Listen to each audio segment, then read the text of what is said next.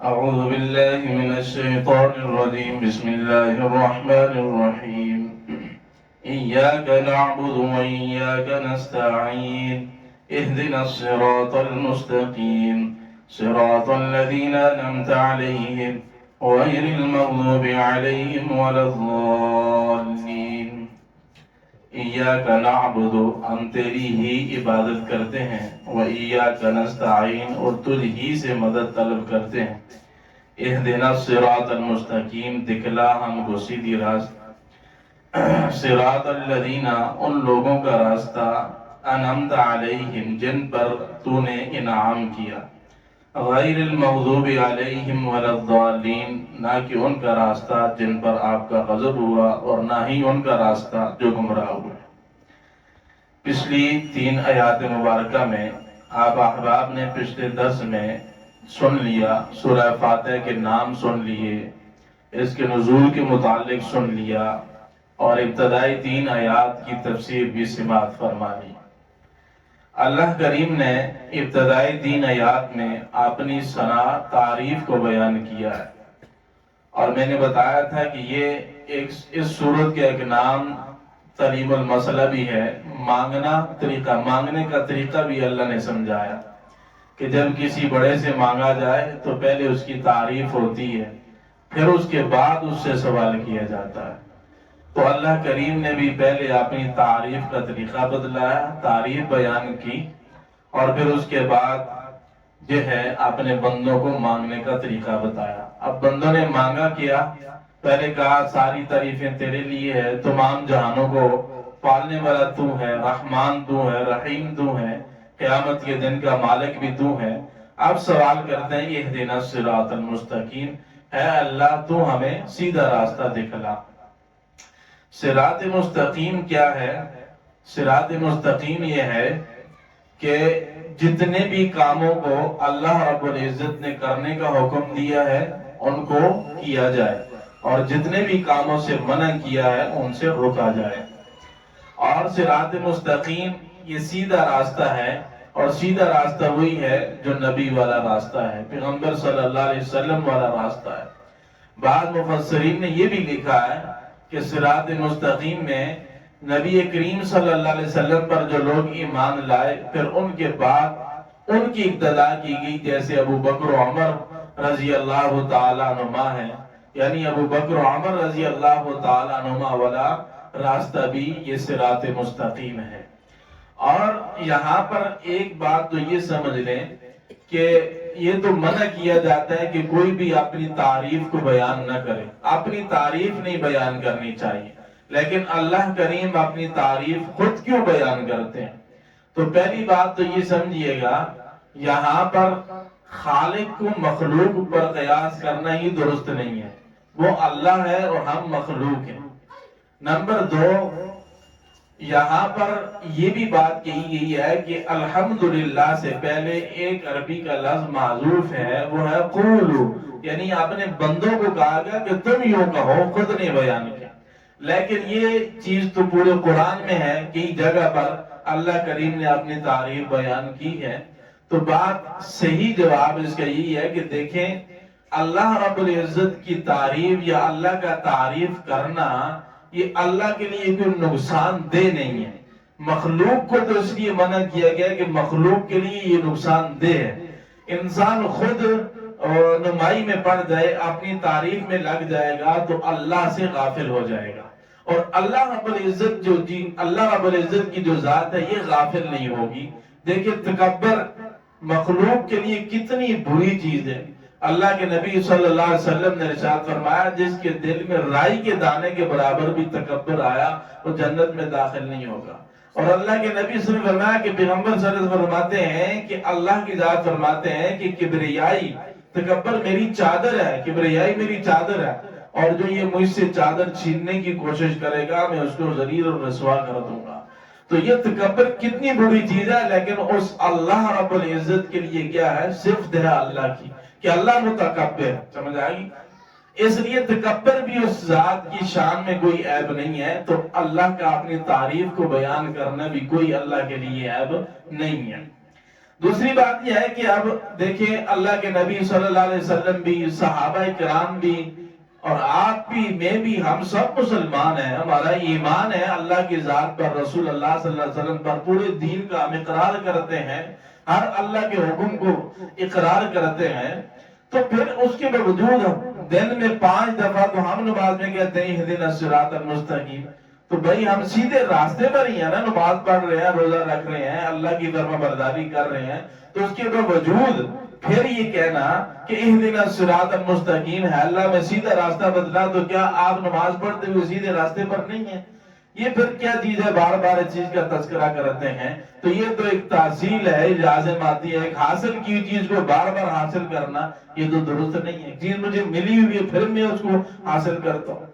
تو بھائی جواب اس کا یہ ہے کہ نماز میں جو اب ہم 5 وقت کہتے ہیں یہ دن الصراط المستقیم، اس سے ثابت قدمی مراد ہے کہ اللہ میں استقامت عطا فرما اور ہمیں اس راستے پر، اس دین پر ثابت قدم رکھ، استقامت نصیب فرما۔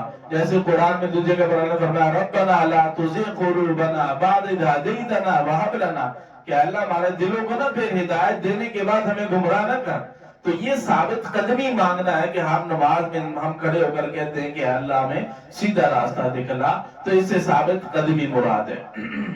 فرمایا ایاک نعبد و ایاک نستعین، یہ آیت رہے گی، ہم تیری ہی عبادت کرتے ہیں۔ عبادت کا معنی ہے العبادت من الذلہ، عبادت کہتے ہیں ذلت کو اختیار کرنے کو، اور یہ اختیاری ہے، غیر اختیاری بھی نہیں، کہ غیر اختیاری میں کسی کے سامنے ذلت اختیار کر لو تو یہ عبادت نہیں۔ اب دیکھیں ہم اپنے اس ماتھے کو اللہ کے سامنے جھکاتے ہیں تو اختیار سے جھکاتے ہیں، مرضی سے، خوشی سے، اپنے دلی کیفیت کے ساتھ، ارادے کے ساتھ جھکاتے ہیں کہ ہم اللہ کی عبادت کر رہے ہیں۔ اور کسی کے سامنے خشوع، خضوع اور خوف کے ساتھ، کمال محبت کے ساتھ اپنے آپ کو پیش کر دینا، اپنے آپ کے لیے ذلالت کو اختیار کر لینا، یہ کیا ہے؟ اللہ کی محبت میں یہ عبادت ہے۔ یہ کیا ہے؟ عبادت ہے کہ اللہ ہم تیری عبادت کرتے ہیں، وَإِيَّاكَ نَسْتَعِينُ، اور تجھ ہی سے مدد طلب کرتے ہیں۔ دیکھیں مدد کو عربی میں کہتے ہیں استعانت، کیا جی؟ استعانت کہتے ہیں، اور اس کی 2 قسمیں ہیں۔ ایک ہے ما فوق الاسباب، استعانت ما فوق الاسباب، یعنی مدد فوق الاسباب، اسباب سے اوپر۔ مثال طور پہ کیسے کہ میرے گھٹنے میں درد ہو، کمر میں درد ہو، سر میں درد ہو، یا بیمار ہو، یا بیٹا بیٹی ہے کوئی بھی، تو میں ڈاکٹر کے پاس جا کر، حکیم کے پاس جا کر یہ تو کہہ سکتا ہوں کہ مجھے درد کی گولی دے دیں، مجھے درد کی پھکی دے دیں، کوئی دوا دے دیں، کوئی علاج کر دیں، ٹھیک ہے، لیکن یہ نہیں کہہ سکتا کہ میرے گھٹنے میں درد ہے، آپ میرے گھٹنے کے درد کو ختم کر دیں، آپ میرے سر کے درد کو ختم کر دیں۔ کیوں؟ سر میں درد ختم کرنا، گھٹنے میں درد ختم کرنا، یہ سارے کے سارے کام کس کے ہیں جی؟ اللہ کے ہیں۔ یہ کس کے ہیں؟ اللہ کے۔ گولی، ٹیکا، یہ پھکی، یہ ذریعہ ہے، سبب ہے، ٹھیک ہے۔ یہ ما فوق الاسباب، اسباب اور ذرائع سے اوپر جو چیزیں ہیں وہ اللہ رب العزت ہی سے مانگنا جائز ہے، ان میں کسی اور غیر کی مدد آپ نہیں مانگ سکتے۔ اور ایک استعانت ہے ما تحت الاسباب، اسباب کے تحت کسی سے مدد طلب کرنا، جیسے میں نے عرض کیا کہ امیر غریب امیر سے مدد طلب کر لیتا ہے کہ یار میرا فلاں کام ہے، مجھے اتنے پیسے چاہیے، آپ مجھے دے دیں، امیر اس کو دے دیتا ہے۔ اسی طرح کوئی طاقتور آدمی ہے تو کمزور آدمی سے کہتا ہے یار یہ بوجھ ہے میں نہیں اٹھا سکتا، میرے ساتھ اٹھوا لو، تو یہ ایک اسباب کے دائرہ میں ہے، ذرائع کے دائرہ میں ہے، تو یہ جائز ہے۔ یہی ہے قرآن میں تعاونوا علی البر والتقوی، نیکی اور تقوی میں ایک دوسرے کی مدد کرو۔ تو یہ ایک دوسرے سے عمومی طور پہ ہم کہہ دیتے ہیں اچھا یار میرا یہ کام کر دینا، میرے ساتھ یہ مدد کروا دینا، تو یہ اسباب کے تحت ہے، اسباب اور ذرائع کے تحت ہے۔ اسباب اور ذرائع سے اوپر کی مدد اللہ کے علاوہ کسی سے بھی مانگنا جائز نہیں ہے۔ اسباب اور ذرائع کے تحت رہتے ہوئے جو مدد ہے وہ آپ کسی سے بھی لے سکتے ہیں۔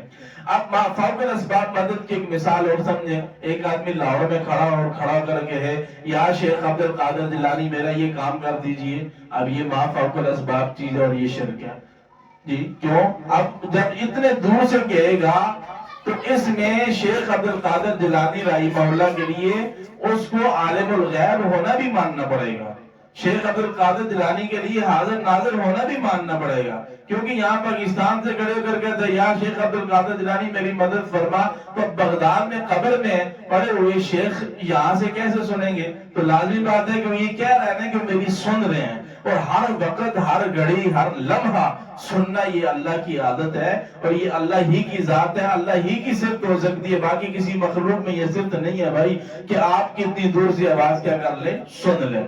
تو اس لیے فرمائیے، اور اس طرح اسی بات کو فقہا نے بڑا سخت فتویٰ لکھا ہے اس پہ، شامی میں بھی، عالمگیری میں بھی، البار الراق میں بھی، بیزازیہ میں بھی واضح لکھا ہو کہ من قال ارواح المشائخ حاضرۃ تعلم یکفر، کہ جو شخص یہ کہتے ہیں ہمارے بزرگوں کی روحیں حاضر ہیں اور ہماری حالات کو جانتی ہیں، تو وہ شخص کافر ہو جاتا ہے۔ تو اس لیے ما تحت الاسباب مدد جائز ہے، ما فوق الاسباب یہ اللہ کا کام ہے، کسی سے بھی نہیں مانگی جا سکتی۔ تو میں ہم تیری ہی عبادت کرتے ہیں اور تجھی سے مدد طلب کرتے ہیں، اے اللہ دکھلا ہمیں سیدھا راستہ۔ اب سیدھا راستہ کیا ہے؟ میں نے عرض کیا تھا قرآن کی سب سے بہترین تفسیر وہ ہے جو قرآن ہی میں موجود ہو، یعنی ایک آیت میں ایک چیز میں مجمل ہو، اجمال ہو، تفصیل نہ ہو، اور دوسرے مقام پر قرآن خود ہی اس کی تفصیل کر رہا ہو۔ جیسے دیکھیے صراط الذین انعمت علیہم، صراط مستقیم وہ راستہ ہے جن پر ہے اللہ، ان لوگوں کا راستہ جن پر تو نے انعام کیا۔ اب سوال یہ ہے کہ منعم علیہ طبقہ کون سا ہے؟ جن پر اللہ نے انعام کیا کون سا ہے؟ تو آگے 5ویں بارے میں سورہ نساء میں غالباً اللہ رب العزت نے بیان کیا کہ جن لوگوں پر میں نے انعام کیا وہ نبیین ہیں۔ سمجھ آگئی؟ من النبیین والصدیقین والشہداء والصالحین، قرآن ہی کہہ رہا ہے کہ وہ جو لوگ ہیں جن پر اللہ نے نام کیا وہ نبی ہیں، صدیقین ہیں، شہداء ہیں، صالحین ہیں۔ تو اب شہداء، نیک، صالح، متقی اور نبی اور صدیق، ان لوگوں کا راستہ ہی کیا ہے جی؟ صراط مستقیم والا ہے۔ فرمایا کہ ان لوگوں کے راستے پر جلا جن پر تو نے انعام کیا، غیر المغضوب علیہم، نہ کہ ان پر جو کیا ہوئے، جن پر غضب ہوا، اور نہ ہی ان پر جن جو گمراہ ہوئے۔ یہاں غیر المغضوب علیہم سے یہاں مراد جو ہے یہودی لوگ ہیں۔ کیوں؟ یہودی لوگوں کے پاس دیکھیں جی گمراہی دو طرح ہو سکتی ہے۔ نمبر ایک، گمراہ بندہ ہوگا اس کے پاس علم نہیں ہوگا، یا گمراہ ہوگا وہ جانتا نہیں ہوگا، ٹھیک ہے، یا جان بوجھ کر، یعنی ایک کے پاس تو گمراہی کا ذریعہ ہے، یعنی ایک بندہ گمراہ ہوگا لا علمی کی بنیاد پر کہ علم نہیں ہے، اور دوسرا طریقہ یہ بندہ گمراہ ہوگا جان بوجھ کر کسی چیز کو سمجھتے ہوئے پتہ ہونے کے باوجود اس کا انکار کر دینا۔ یہودی لوگ تو دور رہے، مرد و مرد رہے، عورتیں بھی تورات کی عالمہ تھی، ان میں عورتیں بھی تورات کی عالمہ تھی۔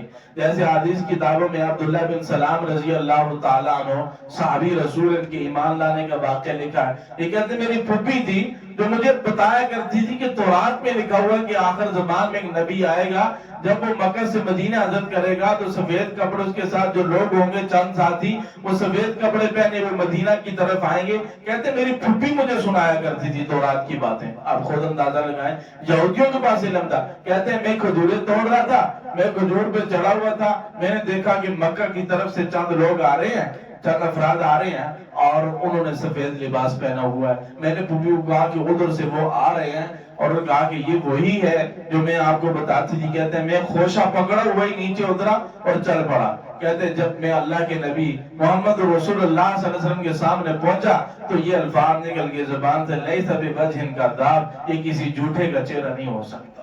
محمد رسول اللہ صلی اللہ علیہ وسلم کو دیکھ کر فرمایا کہ یہ کسی جھوٹے کا چہرہ نہیں ہو سکتا۔ اسی مجلس میں عبداللہ بن سلام رضی اللہ تعالیٰ نے کلمہ پڑھ کے مسلمان ہو گئے، واپس گئے اور اپنی پھوپھی کو بتلایا کہ میں تو ایمان لے آیا، اسلام قبول کر۔ کہا کہ یہودیوں کو نہ بتانا ہے، تجھے قتل کر دیں گے، اپنا ایمان خفیہ رکھو۔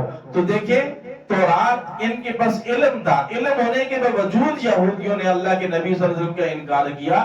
آگے 8ویں بارے میں بھی آ رہا ہے کہ یہودیوں کے متعلق یہ ایسے محمد رسول اللہ کو جانتے ہیں اور ان کو اتنا معلوم ہے کہ اللہ کے نبی ہیں، اتنا اپنی اولادوں کو نہیں پہچانتے جتنا محمد رسول اللہ کو پہچانتے ہیں اللہ کا نبی ہے، لیکن اس کے باوجود ضد عناد اور بغض کی وجہ سے انکار کرتے ہیں کہ یہ بنی اسماعیل میں آ گیا، بنو اسحاق میں سے کیوں نہیں آیا۔ تو اس لیے یہودی علم ہونے کے باوجود جان بوجھ کر محمد رسول اللہ کی نبوت کا انکار کرتے ہیں، اور جو عیسائی لوگ تھے نصرانی، ان کے پاس علم نہیں تھا، یہ لا علمی کی بنیاد پر گمراہ تھے۔ تو اس لیے فرمایا کہ نہ ان لوگوں کے راستے پر، یعنی نہ یہود کے راستے پر، نہ عیسائیوں کے راستے پر۔ اب بات یہ ہے کہ ہم ہر نماز میں یہ دعا کرتے ہیں بھائی کہ اللہ ہمیں یہودیوں اور عیسائیوں کے راستے پر نہ چلاؤ، جیسے ہم نماز میں اس چیز کے بچنے کی دعا کرتے ہیں، ہمیں زندگی میں بھی اپنے آپ کو ان کے طریقہ کار، ان کے لوازمات، ان کے کھانے پینے، ان کے ڈھنگ کے لباس، ہر چیز سے ہمیں بچنے کی کوشش کرنی چاہیے، کیونکہ نماز میں ہم ان سے معافی مانگتے ہیں اللہ سے کہ ہمیں ان کے راستے پر نہ چلائے، اور نماز کے باہر کی زندگی ہماری یہودیوں کی طرح ہو یا ان کے طور طریقے کو اختیار کر لیا جائے تو یہ بھی مناسب نہیں ہے۔ اللہ تعالیٰ ہمیں عمل کی توفیق عطا فرمائے۔ وآخر دعوانا الحمدللہ رب العالمین، آمین، الحمدللہ رب العالمین۔